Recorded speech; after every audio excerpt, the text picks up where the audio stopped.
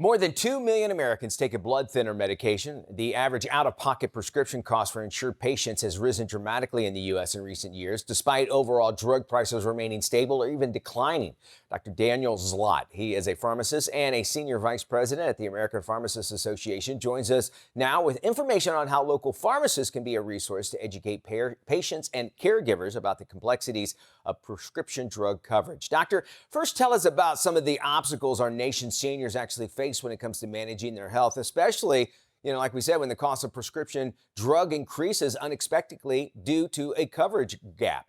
So let's just call it what it is. Prescription drug coverage and insurance plans can be complex and confusing.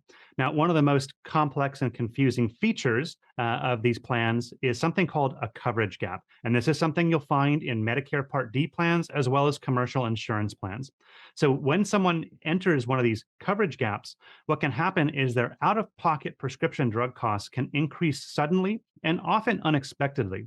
And when this happens, it can oftentimes make it difficult for patients to be able to afford their medications.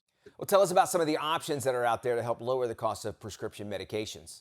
There are many options that may be available to help lower the cost of prescription medications. The number one most important thing you can do is to talk to your pharmacist if you're having trouble affording your medications.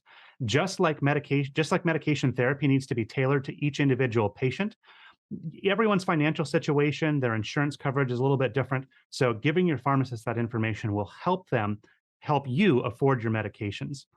There are lots of great options available depending on what kind of a medication you're on. So, for example, if a patient is on a blood thinner medication, one of these resources that's recently become available is a website called feelingwhen.com.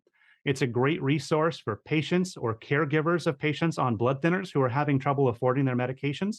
So check that out. There's lots of options there that may be able to help lower your out-of-pocket costs on your blood thinner medications. All right, now, where can folks go if they want more information? You bet. Feelingwhen.com. Thank you so much for joining us, Doctor. We'll make sure we put this information on our website, dailyflashshow.com.